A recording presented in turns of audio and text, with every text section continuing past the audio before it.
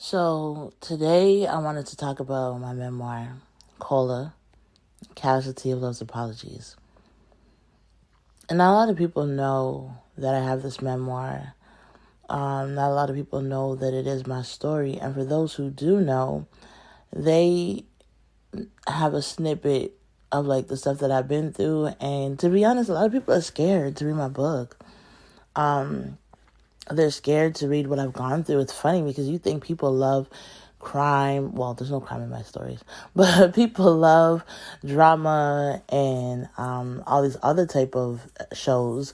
But there's something about knowing the person personally who a lot of this stuff has happened to, and I think it has scared a lot of people off from wanting to indulge in the book, even though it is an excellent read.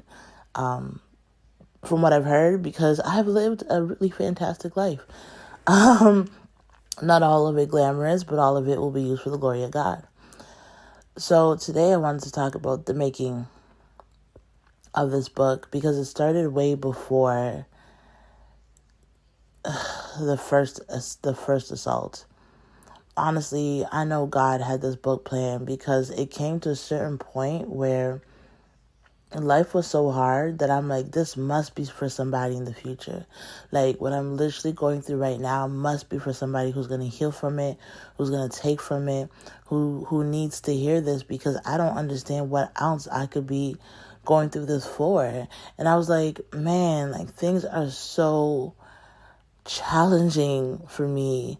And I know that I was tough enough to endure some of it, but like the weight of it, it really cracked me at 25 when my son passed. And I've talked about that on this podcast, so it's nothing new.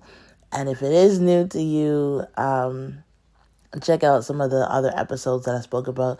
The last one I just did called My Brother, but it's literally grief and my brother. And I also slide in conversations about my son as well.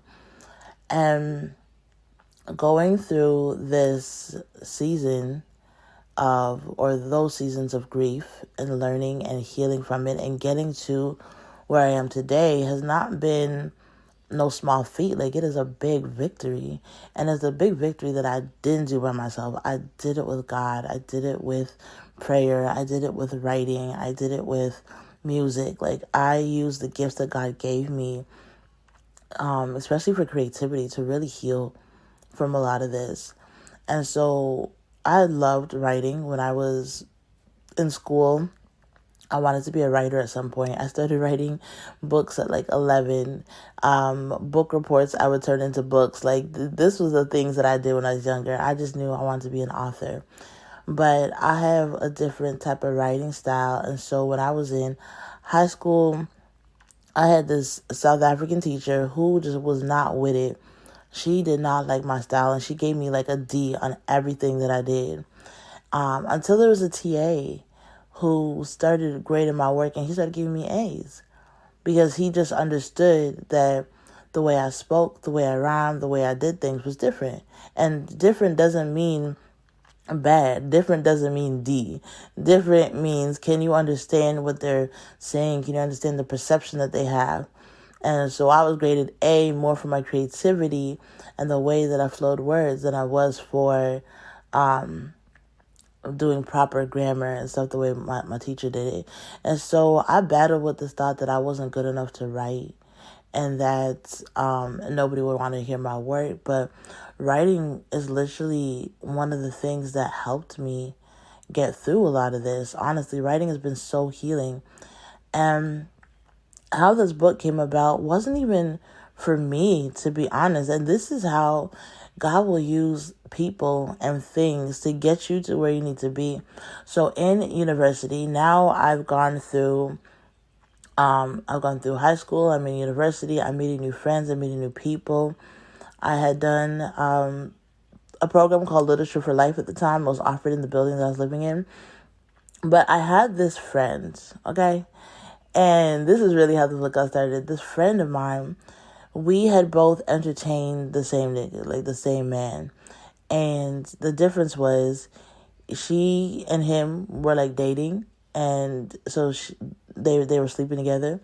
And for me and him, we were best friends. And so he was there for me in the other ways that I needed him to be there for me, right?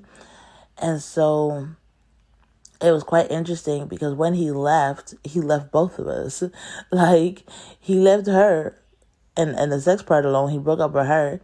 But then he left me too because at that time he had owed me a lot of money and wasn't able to pay it back. And so he was on the run, essentially.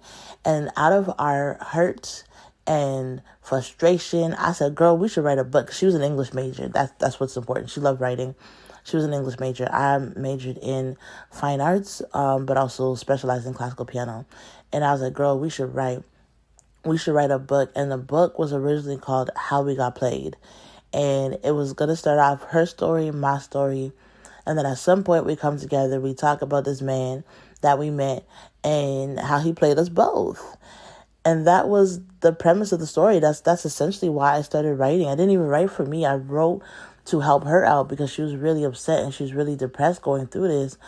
But here's what happened. Partway through, she got another boyfriend. And as she got another boyfriend, there was no need to write because she was healing herself through that relationship or avoiding it. I don't know, whatever the case is. She got another man and she stopped writing. But I had, because I had already started, I realized how therapeutic it was. I realized how helpful it was. I said, oh, this is nice. Like, a lot of the things that I held inside, a lot of the things that I felt like I could not speak, I could not say, I was now in a position where I was speaking it and I felt powerful. Like, whether they were going to read it or not, I'm like, I'm getting this all out. I'm getting it out of me. And I started to feel better about life. And I would write, I was trying to write in order of how things went. And then life kept getting in the way.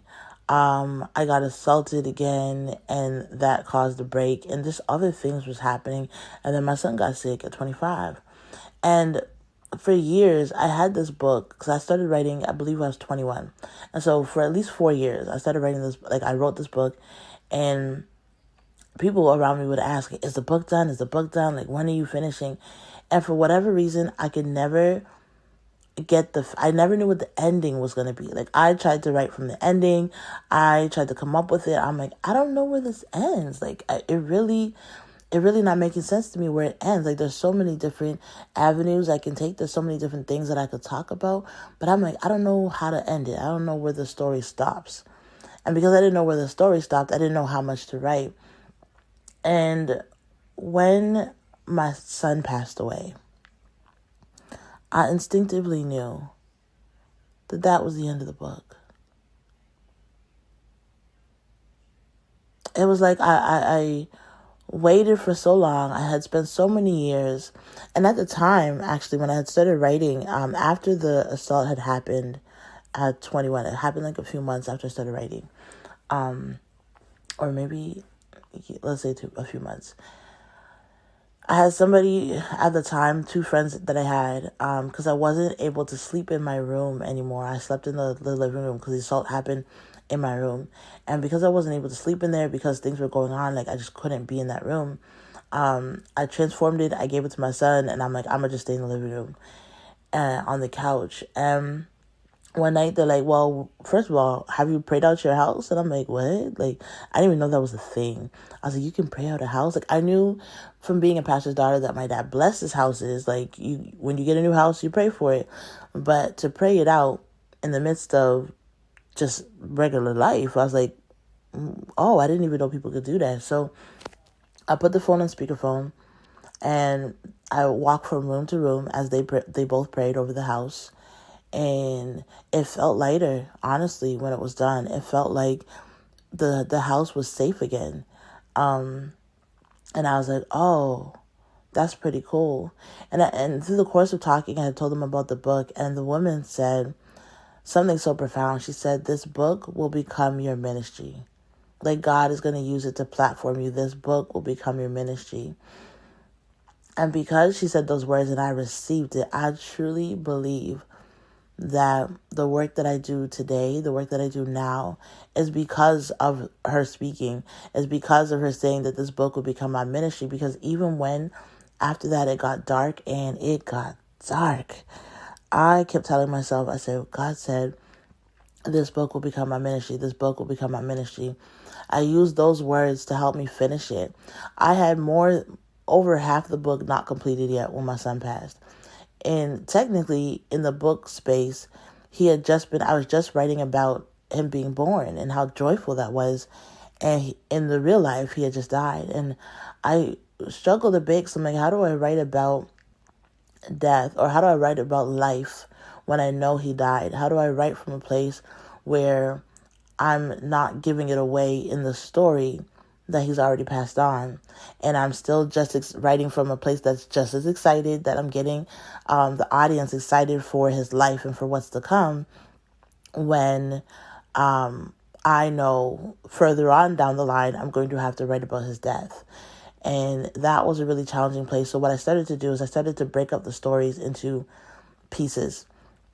I started writing from a perspective, this is a story, this is a story, this is a story. And I just started writing out the memories that I had of the stories. And I'm like, okay, at the end, I will piece it all together. It will all make sense. And so instead of trying to write in order, I really had to break it up. And I had this mentor in the Remix Project, because I was in there and I was part of their program. And he also suggested, like, girl, take it one piece at a time. And that's kind of where the idea came from. Like, when I say there's multiple people and multiple platforms that helped create this book behind the scenes to get it to where it was, it's incredible how along the journey God provided people.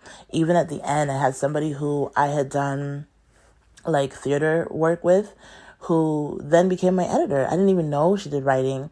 And we started editing this book together, editing the stories, going through piece after piece, line after line, making sure things made sense, making sure things went together. It was a beautiful process that I had somebody who was willing to lay down their time to help me create the story, because they believed in me. They believed in the story. They believed in where it was going and the people that it would help.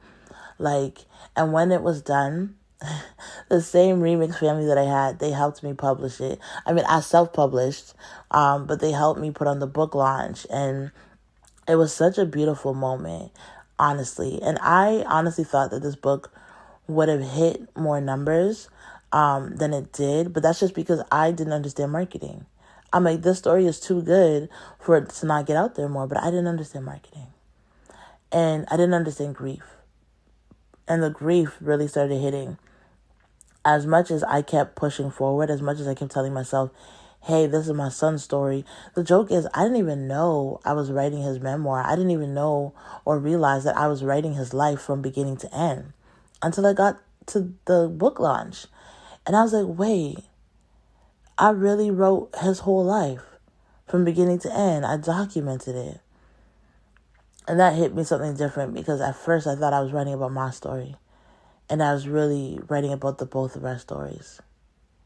The love, the life, the laughter, and the loss.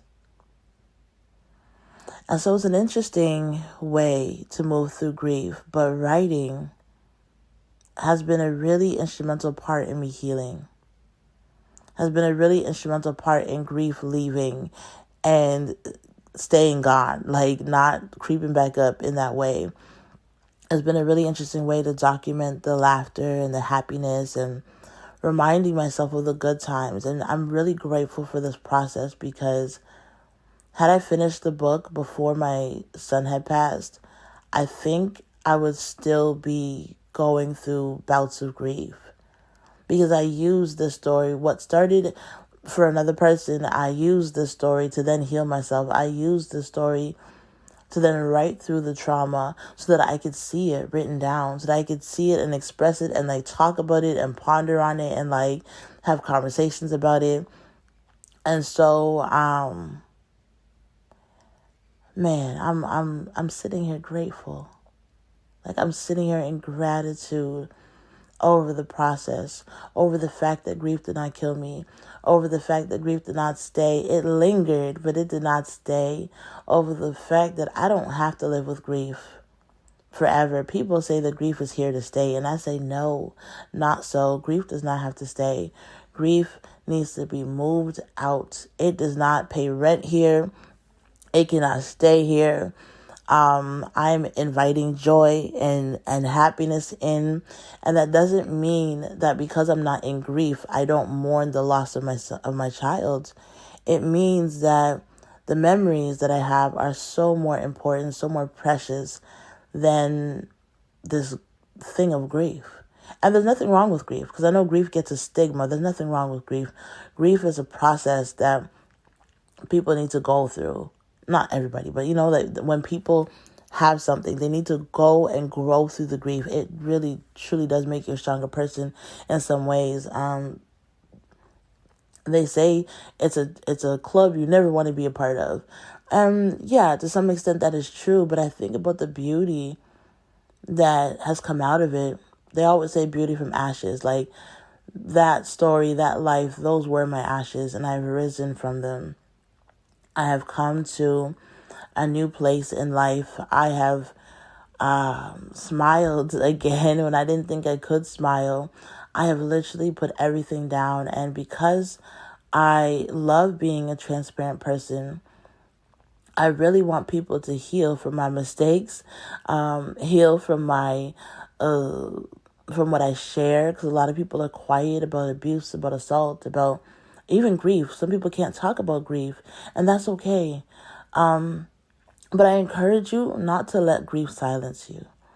I encourage you not to let grief take your voice, not to let it cause you to go mute, because it did. At one point, it did cause me to go mute, and I had to break out of it. I had to say no more. I had to say, I want peace, not grief. I want love, not sadness. I want joy, not chaos. And that is exactly the life that I built and still building. Honestly, I haven't even scratched the surface of what God has for me. This book will become big. I will make my son proud. This book will get in the hands of Oprah. This book will become a book. This book will do so much more.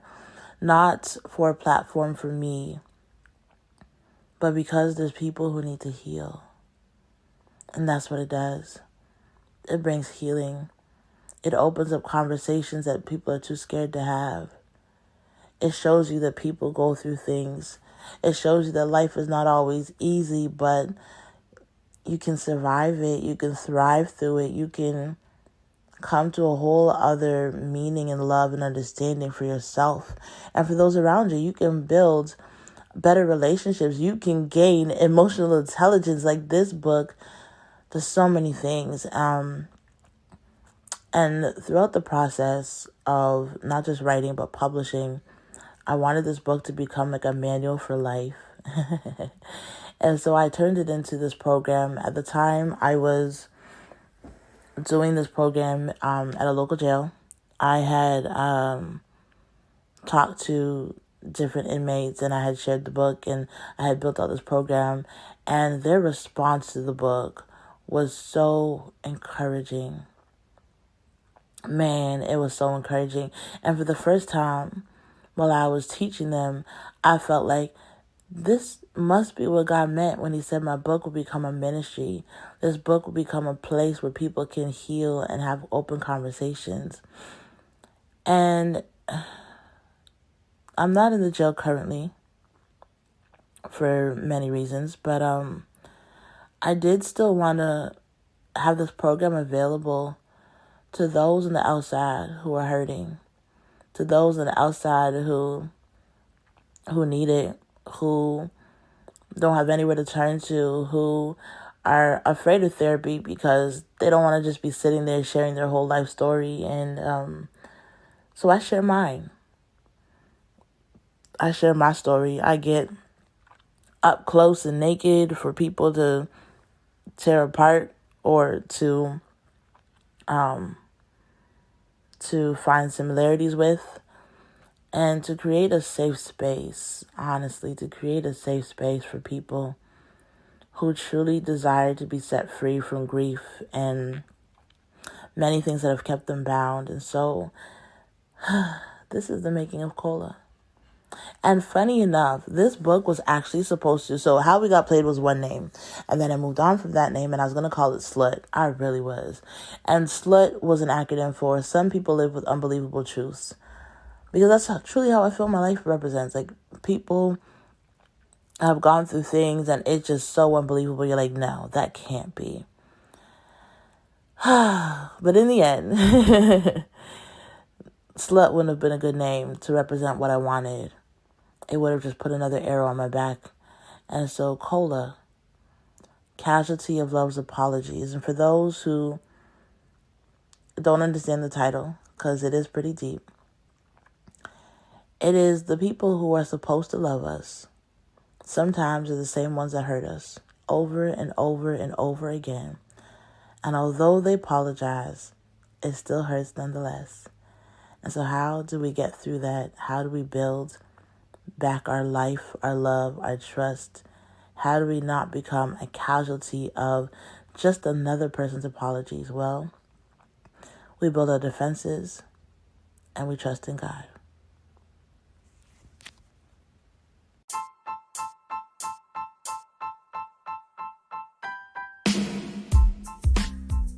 Hey, thank you so much for listening to the Lips and Language podcast. My name is Cola. I am so excited that you are here. If anything I said today resonated, then get in touch with me. I have an amazing mentorship program. It is for those who feel misunderstood, overwhelmed, going through grief. It is truly an amazing time. If you want more info, hit my website, lipsandlanguage.com. And if you want to get in touch with me, you can hit it up on the website or DM me. I have a free gift for you, and I would love to be in contact with you. Whatever you decide, just know that healing, it looks good on you. And I'm so excited that we get to do this journey together. Have a blessed day. And if nobody told you, I will. I love you. Enjoy your day, and we'll talk soon. Peace.